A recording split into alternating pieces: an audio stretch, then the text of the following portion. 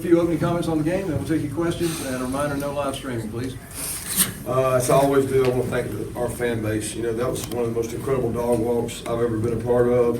The environment tonight created pre-game was electric, and it probably has a lot to do with the fact we were playing a top 25 team, but we also had a night game. But you can't find a better place to play in college football. Our players love it, the coaches love it, recruits love it. You know, it's been a really big stretch of games for our players. You know, it's been a tough road. It's been consecutive games over and over after an off week. They bit the bullet. They played really hard through it. We haven't played perfect. We haven't always played smart, but we have played hard. Our goal today was to go out and compete hard, put our best foot forward, and I still feel like our best football is ahead of us, and we're a work in progress. So we all know nothing worth having comes easy, and I think our team has kind of started to figure that out, that if you buy in and work really hard during the week, it pays off on the weekend. But we got to remove some of these penalties, dumb penalties, penalties that are our eras, and we got to continue to improve all phases of the game. But with that, we'll open it up.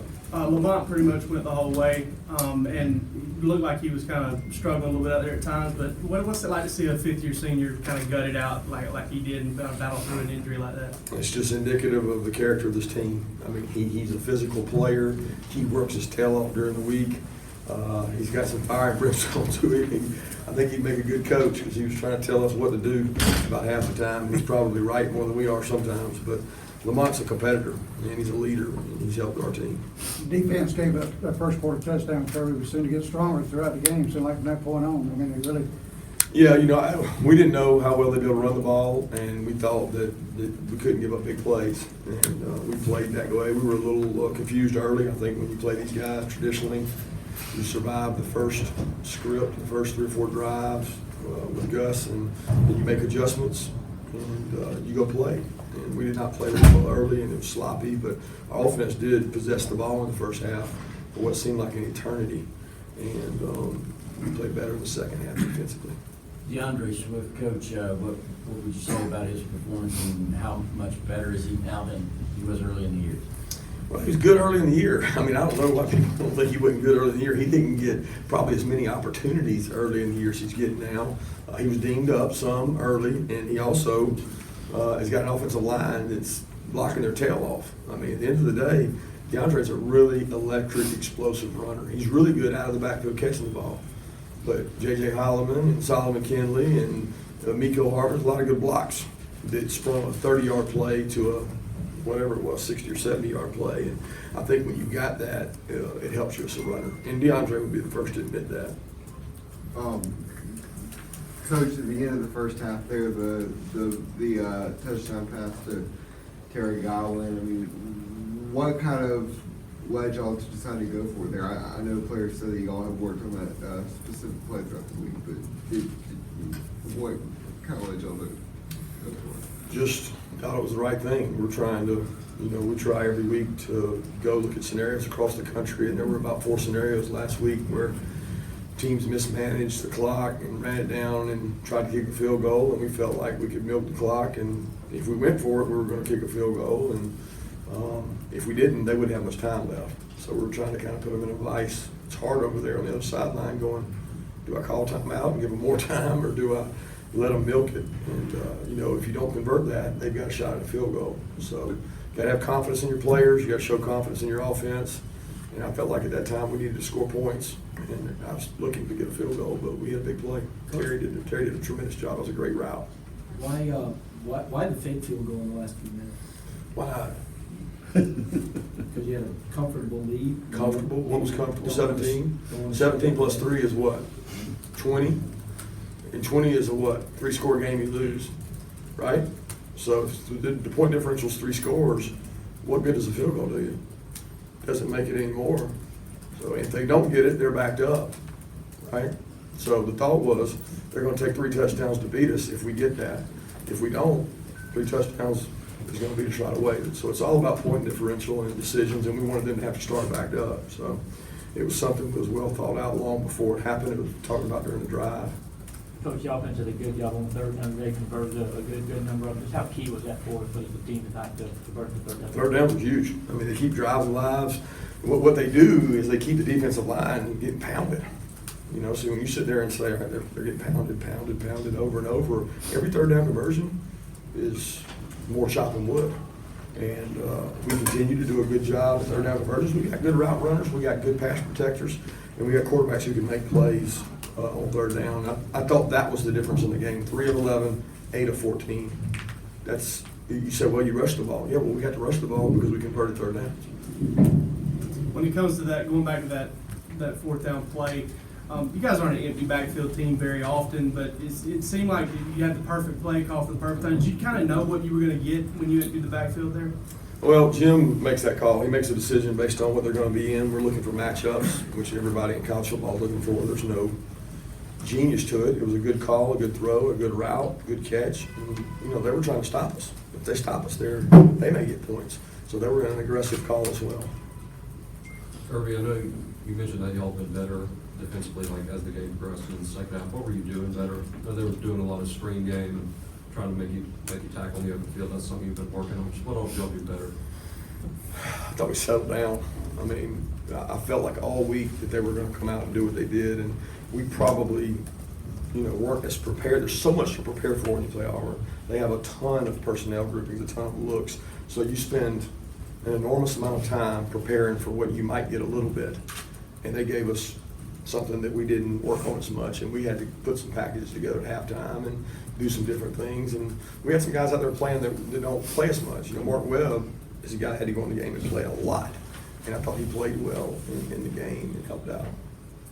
Kirby, what can you say about the job Eric Stokes did coming off the bench tonight? You know, he comes in and has a pass break up in the end zone right after he comes in. Huge play in that game. I mean, you think about that third down play, hold them to a field goal, otherwise I guess they're going up 14-3 maybe at that time, or 14-6. I mean, I don't know. He's a big play. And Eric Stokes is one of the hardest workers on our team. I mean, he's the epitome of team. You know, the guy hadn't complained, fussed, and all he's done is work, and all he's done is get better. And he'll continue to grow and compete, and Tyson will do the same. Tyson had a tough night, and we've talked a long time about we're going to play the players that play the best, and I still think Tyson Campbell's a really good football player. Do you think that end of the game with Justin will help him? You know, he made a mistake or two. How will that help him in the future? It'll be tremendous. It's on-the-job training. I mean, we wanted to grow the kid, let him play with confidence, let him go out and play, and he did some good things, man. He did some good things in the game. He changed a couple runs that were really good, and he managed the game well up until the shot clock and then the sack, and he knew it. He did it right around. He said, "My bad, I messed it up," and he'll grow from that. It's the best way to do it. Learn first and goal on the goal line. You got 2 more downs. Kirby, you've been around a lot of good defensive backs. What kind of season is DeAndre having as far as just teams not having a whole lot of success going his direction? I don't know. He may lead the league in passing interferences. I know that. But he doesn't want to give up a completion. So, DeAndre's a good leader. He leads by example. He works really hard. He's helped the confidence of those other players around him. And he's not afraid. I mean, some guys shy away from the big moment. He wants to cover Terry Slayton. He wants the opportunity to go cover. He'll come to you and say, put me on him, coach. I want to go do it. But he's a good player. This is one of those nights where it's big with recruiting. Yeah. So, I mean, I don't know how many kids y'all had. How does this day go because you won? And what are you saying now to the guys? How are you selling Georgia? Well, we don't have to. I mean, Georgia sells itself with the crowd and the fan base. And you look out there and say, I can play in this atmosphere. I can play for championships. I can play in some of the biggest games in college football.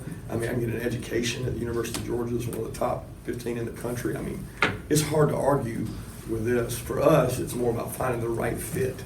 We want the right kind of players. I mean, I think our fan base just wants rankings. I just want kids that want to be here, that want to win for Georgia, that care about Georgia, that want to get a good education. I mean, think about Andrew Thomas, DeAndre Swift, some of these kids in that sophomore and freshman class that are great students and great players. They're what you want, and you got to go find those diamonds in the rough and go get them. I mean, they're not all 5 stars. We want good people. We want the right kind of people. We want people who can help our team win. What was Kendall Baker dealing with? I don't know if Kate got dinged up. Yeah, I'm not sure Kendall's yet. I mean, I don't have the information on Kendall's. I know he's going to get an MRI.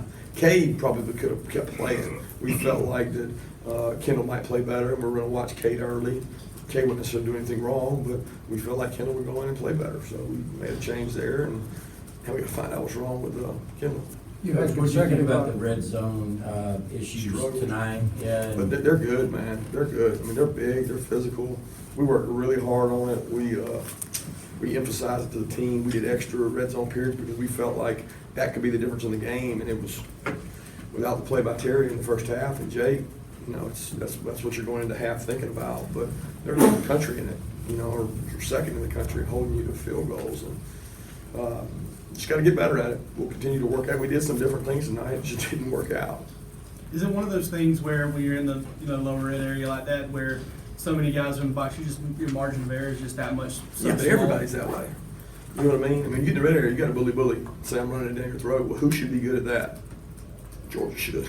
You know what I mean? We should be able to do that. We haven't been able to do that and finish it. We've actually been better at the fades and the throws and the throw Jake makes and the penalty that Justin makes when the guy grabbed him and held him and got an extra set of downs. And the Florida game, I mean, we were throwing the ball down there. We've done that better than what we really are, what our identity is.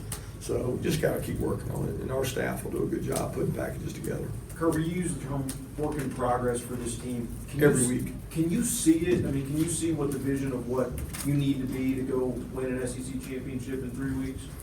Yeah, I'm really focused on UMass and trying to celebrate this one for about like 3 hours. If I could get that in, that would be good. Just 3 hours is all I want, and then I'll go to recruiting in UMass. But we're really worried about this team getting better. I shouldn't say worried, I should say that's the goal.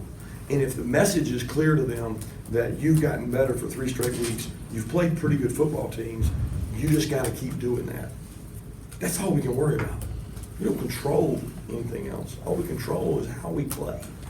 And if you control that with your behaviors, we talk about behaviors all the time. Good behaviors create, I'm not talking about going to bed at night. I'm talking about studying film. I'm talking about rest. I'm talking about recovery. Those are the things that are going to help us be a better football team. And we're growing a lot of young players up. You've had consecutive 300-yard rushing games against 2 pretty good defenses, Kentucky and Auburn. Is that a testament to young offensive line getting better and the backs getting better, making it happen?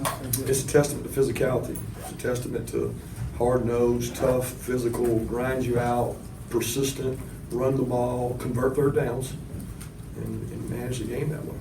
Kirby, last week in Kentucky, I asked Fromm, did he know that you guys were 10-0 when Swift entered the end zone? And then he said, laughed and said no. And then I just asked Godwin the same thing, and he laughed and said no. So were you aware that you guys are now No. 11-0 when Swift made it in the end zone? No, I had no idea.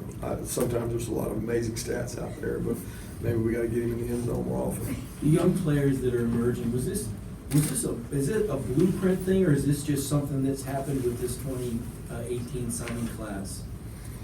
Not sure I know what you're asking. Is it a blueprint thing? I mean, Tyson Campbell has played all along. You know what I mean? I mean, Cade Mays has played all along. So I don't know that. I think it's each individual kid on a different basis. I mean, if they get better and they're the best player, then they play. We think the cumulative effect of reps throughout the year allow young players to grow. So we strategically give them reps, even when they're not ready. We don't say, oh, you're not ready to go to the scout team. We say, oh, you could be ready by game 7, game 8, game 9. Why don't we go ahead and give this guy reps, even though it may take reps away from another guy? And we've tried to manage that with players that we think can help our team. And that's a good class. There's some good players in those 2 young classes, the freshman and sophomore class. 2 more questions? When you think about the third down success y'all have been having in recent weeks, is Jake doing something better than he was maybe a month ago when you weren't having quite as much success? I don't know if he's playing well. He's making good decisions with the ball on his third down plays, and he's getting good protection. The biggest difference to me is the protection. The pocket hadn't melted down on him. He's looking at it and making good decisions. And when we run the right route, which we had a busted route tonight in the red area, and we protect, we're pretty good at getting guys open and throwing the ball and catching the ball. Last question? Thank you.